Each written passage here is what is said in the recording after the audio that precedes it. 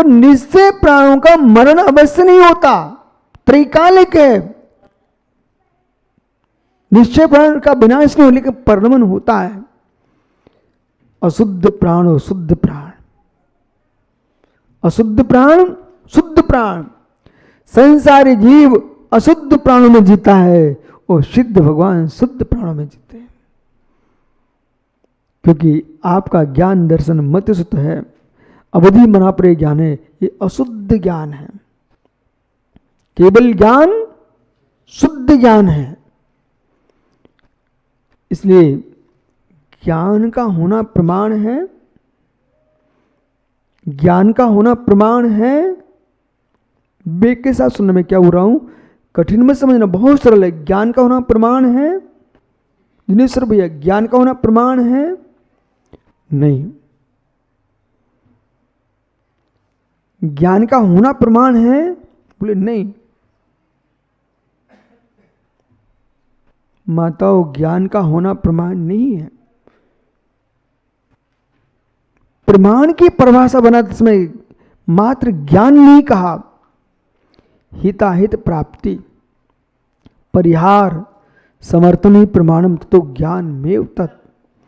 जिससे हित की प्राप्ति हो, अहित का परिहार हो, उसका नाम प्रमाण है, वो सम्यक ज्ञान है।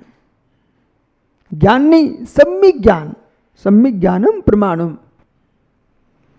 अब माना कि मच्छर को ज्ञान है कि यहां रक्त चूसना चाहिए मुझे, ठीक है, तो लौकिक हित परमार्थिक हित, उसको तो वर्तमान की पर्याय का पेट भरने से रक्त पी रहा है, तो क्या उसकी आत्मा का हित है?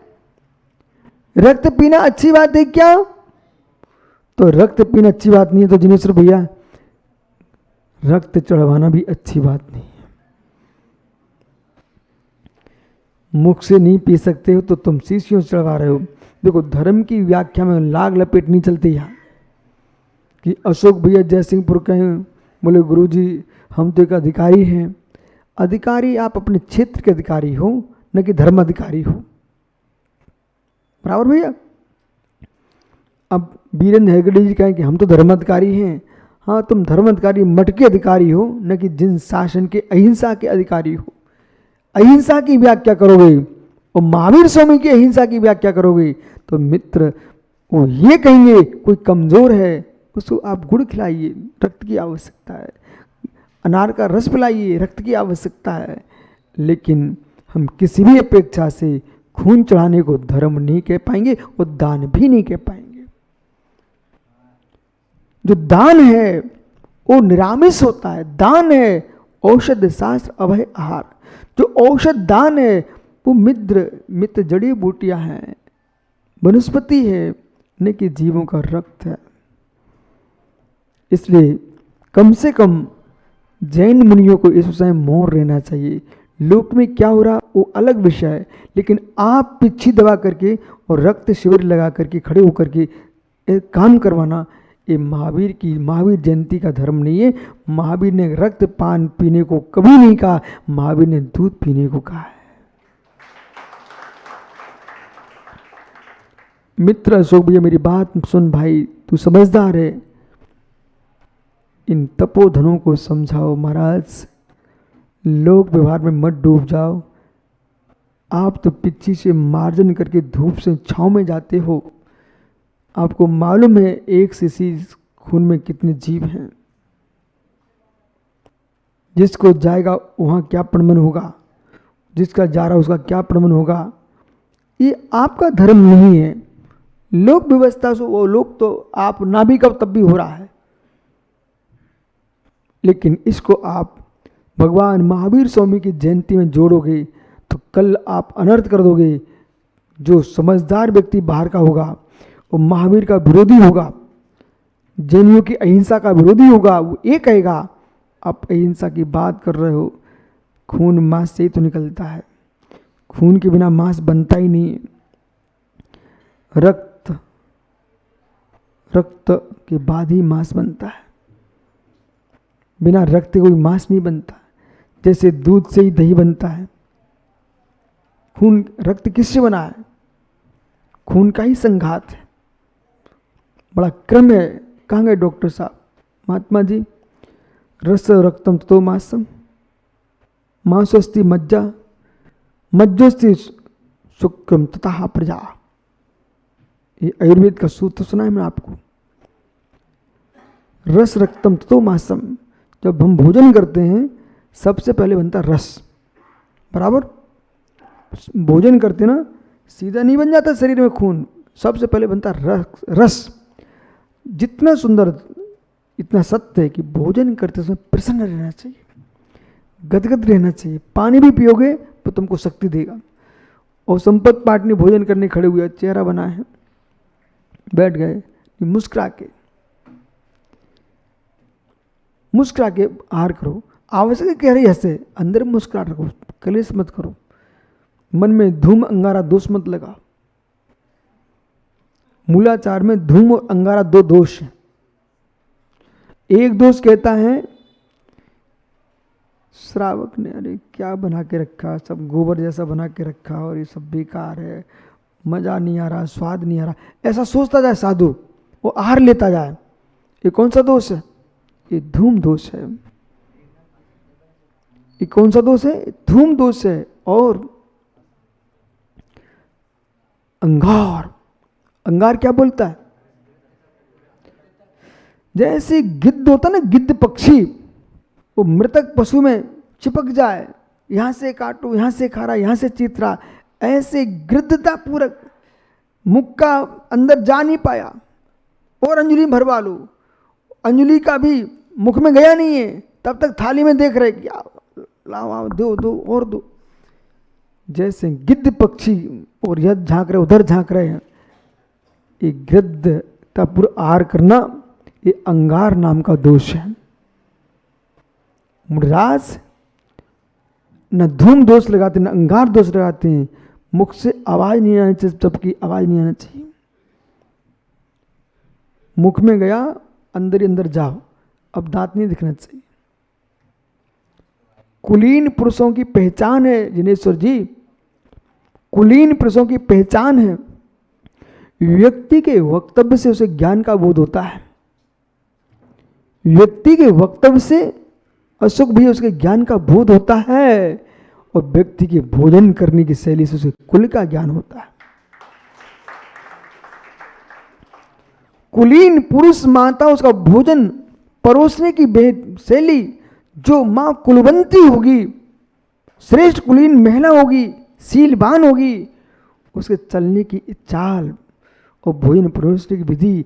पुराने लोग, संपत सेठी जी, पाटनी जी, पुराने लोग मोबाइल पर चेहरा देखकर शादी नहीं करते थे, और ना ये बच्चे बच्चियां आज 4 दिन शादी, 5 दिन तलाक, जीवन बर्बाद दोनों का। ऐसे कोई शादी नहीं होती है, प्रेम विवाह भी नहीं होते थे। राक्षस विवाह, गंधर्व विवाह, पिशाच विवाह, देव विवाह। जैनागम देव विवाह को मान्य करता है। एक दूसरे प्रेम हो गया, ये गंधर्व विवाह है। कोई की कन्या उठा के ले गए, ये राक्षस पिशाच विवाह, राक्षसी विवाह है। माता पिता के निर्णय से पुत्र पुत्री शादी होती है, उसका नाम देव विवाह है। इसलिए सार्थक के पिताजी बच्चे को संभाल के रखना, कहना बेटा देव विवाह करना, और विवाह न कर तो महाराज साथ चले जाना, लेकिन राक्षसी विवाह मत करना, किसी लड़की को हरण करके मत लाना, और प्रेम विवाह भी मत करना। गंधर्व विवाह तुमने आज कर लिया, कल टूटेगा, तुम अपने फुर्सत, हमारा कोई स्थान नहीं रहेगा। और माता पिता ने धर्म को देख के जो विवाह किया जाता है, उसका नाम मित्र देव विवाह होता है। इसलिए ज्ञानियों, इतनी विवाह की व्याख्या गम्य है। आइए तो नीति वाक्यमृत पढ़िए, सोमदेव सूर्य को समझिए, जिनसे स्वामी को समझिए, मित्र समझिए। तो जो व्यक्ति शादी भी कर रहा है, शादी में भी साधु स्वभाव होना चाहिए, शादी में भी साधु स्वभाव होना चाहिए, उसमें भी साधुता होना चाहिए। असंयम अनाचार के लिए शादी नहीं है, संयम और संतान वृद्धि के लिए शादी है। नाना नारियों पर, नाना पुरुषों पर आंख जा रही थी, उसको तुमने सीमित कर लिया है। इसका नाम संयम हो गया, आत्मा का अनुव्रत हो गया, सुधार संतोष सुपतिव्रता मित्र, ये आपका शील हो गया, शील है। तो ज्ञानी रसो रक्तम, रस से रक्त बनता है। रसो रक्तम ततो मांसम, ततो मांसम, रक्त से मांस बनता है। मांसो अस्थि, फिर मांस के आगे का जो क्रिया होती है उससे अस्थि बनती है, हड्डी बनती है, और हड्डी के बाद मज्जा बनता है, मज्जा के बाद मेदा बनता है, और मेदा के बाद शुक्र बनता है जो सबसे कीमती वस्तु है, और शुक्र से प्रजा, शुक्र से ओज और प्रजा, प्रजा यानी संतान का जन्म होता है। और मित्र ओजे से तेजो, ओ से तेज, तेज से शुक्र, शुक्र से संतान, एक क्रम है। और डॉक्टर साहब सोम धातु क्षयात सर्व धातु क्षम अस्ति, सोम धातु क्षया सर्व धातु क्षम अस्ति। ये सूख रहे बच्चे, ऐसे ठिठुर रहे हैं, 16-17 वर्ष के बच्चे जिनके चेहरे 80 साल के बुढ़े जैसे हो जाएं। हे मित्र, जरूर कोई जीवन में कमी आ चुकी है, कमी आ चुकी है। वो कमी का मूल बिंदु क्या है? सोम धातु क्षय सर्व धातु क्षम अस्थि, क्षय रोग हो जाता है। जो जीव अब्रह्म का सेवन प्रतिदिन कर रहे हैं, एक क्षण भी सील का पालन नहीं कर पा रहे हैं, अपने शरीर की शक्ति को क्षय कर रहे हैं, उनको क्षय रोग हो जाता है। जिसे आप बोलते टीबी, वैद्य समझदार होते, कुछ बोलते नहीं है। टीबी का रोगी पहुंचे तुरंत समझ जाते, या तो कुछ दूसरे से लग गया या फिर इनका जीवन स्वयं में ही जीवन लग गया। मतलब जिनको क्षय रोग हुआ ना, उनके अंदर स्वयं का जीवन का दुर्गुण लग गया है, इसलिए क्षय रोग हो गया। ताप ताप, ताप का संताप, क्षय रोग। मैं नहीं, वो सामने डॉक्टर बैठा हमारे, पूछ लो उससे भाई से। मैं तो मुनि महाराज हूं, ये जो डॉक्टर है ना सामने, यानी क्षय रोग हो जाता है।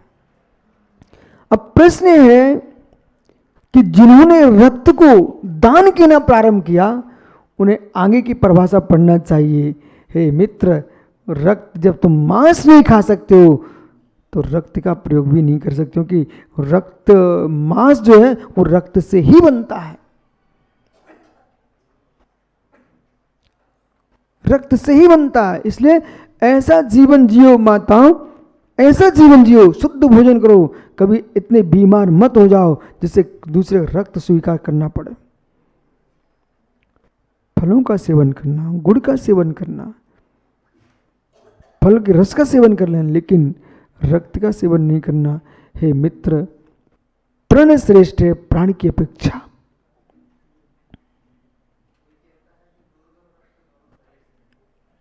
इसलिए ज्ञानियों, आपको बोध होना चाहिए, तुम टीचर हो और एक अध्यापक के नाते आपको ज्ञान होना चाहिए। रक्त वनस्पति से नहीं निकलता, रक्त कोई नदी तालाबों से नहीं निकल रहा है, रक्त शरीर का निकला हुआ द्रव्य है, और रक्त को दूध संज्ञा नहीं दी जा सकती है। शरीर में अलग अलग व्यवस्थाएं हैं, जैसे मल का स्थान, मूत्र का स्थान अलग है। कोई मल को, मूत्र को रक्त नहीं कहा जाता है, ऐसे दूध रक्त नहीं है। दूध शुद्ध वस्तु है, उसके अंदर ऐसा अलग से व्यवस्था है, परंतु रक्त जो है रक्त ही है। और जनागम की दृष्टि से चाहे रक्त हो, मांस हो, कच्चा हो, पक्का हो, एक कोटि कोटि जीवों के उत्पत्ति स्थान तत् जाति निकोता नाम, उसी जाति निकोति जीव उत्पन्न हो रहे हैं, नष्ट हो रहे हैं, इसलिए किसी प्रकार से धर्म स्वीकार नहीं कर सकता। और आप अब से एक तीर्थंकर महावीर स्वामी को बुला के लाओ और मेरे मुख से कहलवा दो कि रक्तदान है, तब भी मैं नहीं कहूंगा, क्योंकि महावीर आएंगे नहीं वो हम कहेंगे नहीं। और पंचम काल जो महावीर बन के आएगा वो महावीर होगा नहीं, मेरा परम विश्वास। जो भी रक्तदान की महिमा गा करके और धर्म के नाम पर जोड़ रहे हैं, उनसे कहना आप इसको धर्म के नाम मत जोड़िए। आपका सामाजिक व्यवस्था है, गृहस्थिक व्यवस्था, वो आप अपने में समझो, लेकिन पीयूष ये धर्म नहीं है, ये धर्म नहीं है, ये धर्म नहीं है, समझो, ये धर्म नहीं है।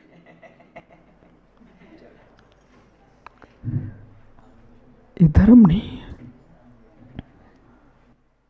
किस प्रकार से देखो नव विवाह हमारे, और न जिनेश्वर को फुर्सत है, न सागर को फुर्सत है, न मार साहब को फुर्सत है, न डॉक्टर को फुर्सत है। इनका दायित्व है, जैसे अपने घर के नन्हे बच्चे को माँ नहलाती धुलाती तैयार करके स्कूल भेज देती है, माँ इतनी ही तुम्हारा कर्तव्य नहीं है, उसको भोजन भी तो कराती हो ना, इतनी ही कर्तव्य नहीं है। आपका कर्तव्य है उसको सुबह शाम घर में सब बैठो एक साथ, कुछ धर्म की चर्चाएं करो, धर्म के संस्कार दो, आप उनको समझाइए कि बेटा धर्म अलग है, लोक अलग है, समझ दो भाई, समाज के बच्चों को समझ दो। और उन मुनिराजों से मेरा स्पष्ट कहना है, आप जितने लौकिक कार्यों में जा रहे हो, आपको लगता है मैं धर्म बढ़ा रहा हूं, यथार्थ मानिए, यदि आप पिच्ची दबा करके और रक्तदान के शिविर में खड़े हो, आप महावीर की मुद्रा में महावीर के धर्म का नाश करने खड़े हो। ये बात हमारी आप सबको बुरी लग सकती है, लेकिन जिन धर्म को बुरी नहीं लगती है, हम आपको खुश करने के लिए नहीं आए, हम जिन धर्म की रक्षा के लिए आए।